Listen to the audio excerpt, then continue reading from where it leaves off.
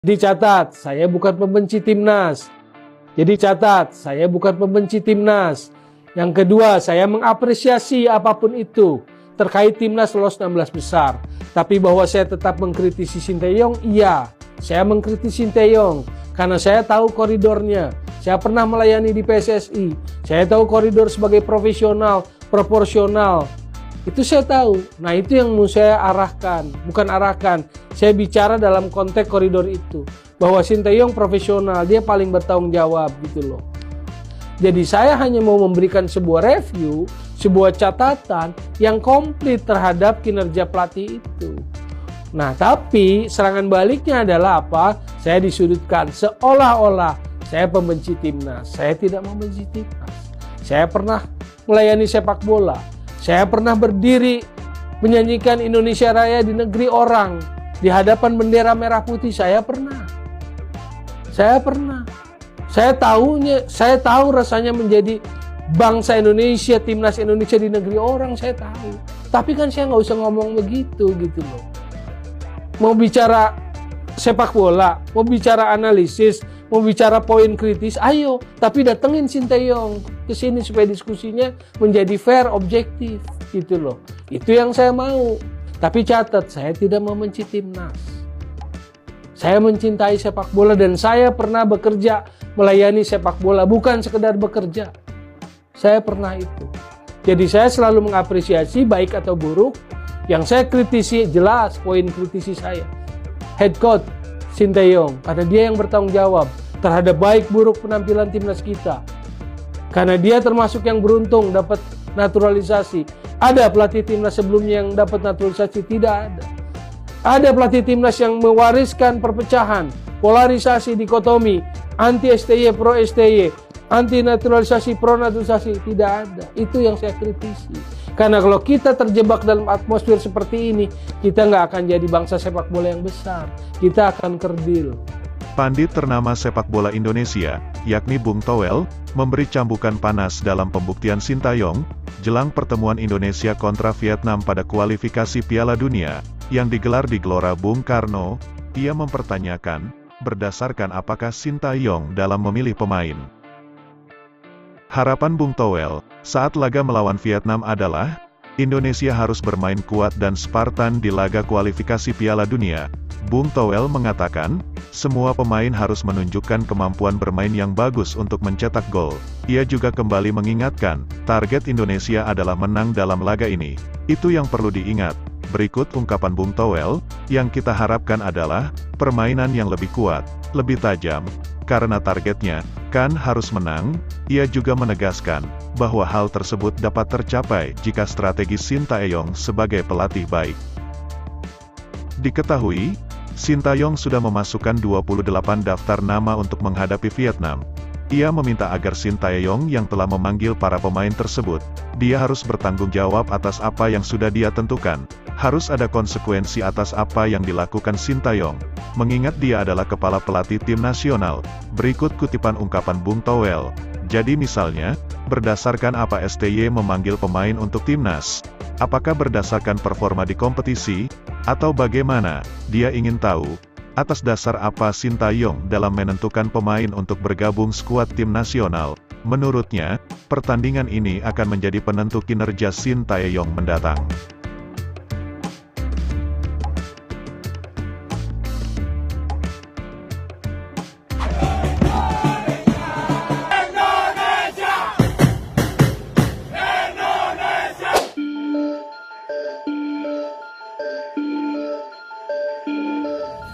Pada tanggal 17 Maret, seluruh pemain sudah berkumpul di Jakarta untuk melakoni pemusatan latihan. Di lanjutan kualifikasi Piala Dunia Zona Asia, laga pertama yang digelar di Stadion Gelora Bung Karno melawan Vietnam. Ada 27 pemain yang sudah ditentukan Sinteyong. Daftar pemain bisa sewaktu-waktu berubah. Ada kemungkinan bertambah dan pengurangan, atau pergantian pemain, tergantung situasi dan kondisi nantinya. Sinteyong sudah berada di Belanda sejak tanggal 29 Februari kemarin. Tujuan pelatih berusia 53 tahun ke Belanda tersebut, untuk menjalankan 3 misi. Yang pertama menemui pemain inti timnas Indonesia, seperti Rafael Struijk, Ivar Jenner, dan melihat kondisi beberapa pemain berdarah Indonesia yang berkompetisi di sana. Tidak hanya ke Belanda, Sintayong juga akan mengunjungi negara sekitarnya, seperti Belgia untuk menemui Marcelino Ferdinand, guna mengecek kondisinya di sana. Misi selama kurang lebih 2 minggu itu, akan dimaksimalkan pelatih asal Korea tersebut. Hal itu, selain untuk melihat langsung kondisi para pemain inti timnas di sana, juga bertujuan agar mendapatkan langsung gambaran sejumlah pemain yang nantinya bakal dikoreksi oleh Sintayong, untuk direkrut ke skuad timnas Indonesia. Berita hangat terbaru, baru-baru ini, Sintayong telah mengonfirmasi perjalanannya di Belanda. Terdapat beberapa pemain grade A asal Belanda berdarah Indonesia, yang dilepas oleh Federasi Sepak Bola Belanda, KNVB pada PSSI. Kabar tersebut mencuat usai KNVB tak mengikut sertakan para pemain keturunan tersebut, saat mereka merilis daftar nama dari skuad timnas Belanda, mulai tim U21, U23, dan timnas senior Belanda. Seperti yang kita ketahui bersama, PSSI dan Sintayong sedang gencar mencari pemain keturunan untuk dinaturalisasi, terkhusus pada posisi penyerang. Cara tersebut dinilai menjadi jalur tercepat untuk meningkatkan kualitas timnas Indonesia, guna mencapai target tinggi untuk dapat menembus kualifikasi Piala Dunia, mengingat pamor serta kualitas timnas Indonesia saat ini sedang berkembang dengan pesat. Sintayong bahkan mengkhususkan belusukan dan mencari pemain langsung ke Belanda, yang memang terdapat banyak pemain keturunan Indonesia yang bertebaran di sana. Dalam hal ini, pelatih asal Korsel tersebut harus bergerak secara cepat, sebab nama-nama yang diincar pelatih asal Korsel dan PSSI juga berpeluang dipanggil oleh timnas Belanda. Antara KNVB dan PSSI saling mengerti dan memberi tempat bagi para pemain, diberi kebebasan untuk memilih salah satu federasi yang akan dibelanya. Namun dalam hal ini, KNVB yang merupakan Federasi Sepak Bola Belanda, lebih didahulukan, jika dari beberapa pemain tersebut tidak dipanggil timnas Belanda, mulai dari kelompok usia, hingga senior, maka KNVB mempersilahkan PSSI untuk menaturalisasi pemain yang berkeinginan membela tanah leluhur mereka, yakni Indonesia. Sebab itulah, KNVB tidak berhak mencegah para pemain yang tidak dipanggil timnas Belanda. Maka dari itu, prioritas keputusan pertama ada pada pihak KNVB. Jika mereka tidak membutuhkan pemain tersebut, maka keputusan akan diberikan pada para pemain, tetap bertahan di Belanda atau berpindah ke Indonesia.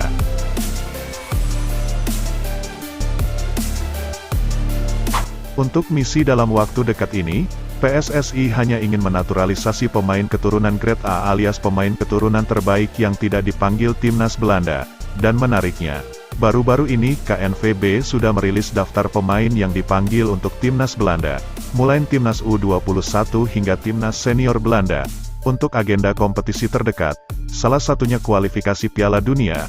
Dalam daftar banyak nama tersebut, sejatinya ada beberapa pemain keturunan Belanda Indonesia yang berlabel grade A+, seperti Tijani Reijenders, punggawa klub raksasa Italia AC Milan, hingga pemain muda bertalenta Milion Manuf di timnas Belanda U21. Dan kabar baiknya, dalam rilis daftar nama para pemain tersebut, tidak ada nama pemain yang dipanggil timnas Belanda, dan tentunya berpotensi untuk dinaturalisasi PSSI. Dan berikut ketiga daftar pemain yang tidak dipanggil timnas Belanda, namun diincar PSSI. Yang pertama, Pascal Struijk yang bermain di klub Leeds United, lalu Kevin Dix untuk klub Copenhagen. Kedua nama tersebut tidak dipanggil timnas senior Belanda. Lalu pemain yang ketiga, Miss Hilgers, pemain muda bertalenta tersebut, juga tidak dipanggil untuk timnas U21 Belanda. Maka dari itu, ketiga pemain tersebut berpotensi untuk diboyong Sintayong. Namun dalam hal kebutuhan materi pemain kali ini, Sintayong sedang membutuhkan pemain di lini serang. Posisi striker atau penyerang menjadi fokus yang harus diperbaiki Sintayong. Itulah pesan khusus Erick Thohir pasca Piala Asia usai, demi semakin mendongkrak potensi timnas Indonesia untuk menembus kualifikasi Piala Dunia. Apakah ketiga pemain tersebut akan dikunci Sintayong untuk dinaturalisasi? Hal itu tentu melihat dari beberapa faktor. Yang pertama, kebetulan nama para pemain tersebut menempati posisi gelandang bertahan. Faktor lainnya, kembali pada para pemain tersebut, akankah mereka tertarik membela tanah leluhurnya? ataukah lebih memilih bertahan di Belanda untuk menunggu panggilan pada periode berikutnya. Untuk 3 nama bek tangguh tersebut, masih didiskusikan oleh PSSI. Melihat dari segi usia mereka juga masih terbilang sangat muda. Namun untuk sementara ini, posisi penyerang masih dalam prioritas utama, guna secepatnya diproses naturalisasi untuk dipersiapkan melawan Irak di pertandingan mendatang. Tidak tanggung-tanggung, target timnas Indonesia adalah menembus putaran ketiga kualifikasi, hingga melaju ke turnamen Piala Dunia, untuk memuluskan langkah agar menembus Piala Dunia 2026. Walaupun masih dalam pencarian posisi penyerang, PSSI tidak kehabisan stok pemain Belanda berdarah Indonesia lainnya yang bertebaran di Liga Belanda, dan beberapa Liga Eropa lainnya. Guna memenuhi target dan percepatan proses, ada opsi lain untuk lini serang, seperti pemain berpostur tinggi 193 cm, yakni Tim Watering. Sejauh ini, Tim Watering sudah mengoleksi 12 gol dari 20 laga, artinya pemain ini terbilang subur. Selain subur, sangat menguntungkan bagi timnas Indonesia, jika memiliki striker dengan postur menjulang tinggi tersebut. Mengingat, ada banyak opsi permainan timnas dalam menciptakan peluang, mulai dari akurasi tendangan bebas Tom Haye, dan lemparan ke dalam Pratama Arhan. Dengan skuad mewah yang dihuni pemain berpostur tinggi dengan usia muda, maka skuad timnas Indonesia memiliki prospek yang sangat baik untuk bersaing di kancah internasional. Tim Watering berpeluang dan menjadi opsi untuk membela timnas Indonesia. Hal itu juga direspon baik oleh sang pemain tersebut.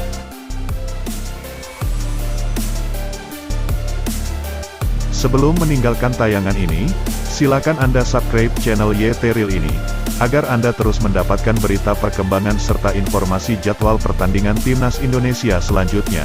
Sampai jumpa di tayangan berikutnya. Bye YT Real.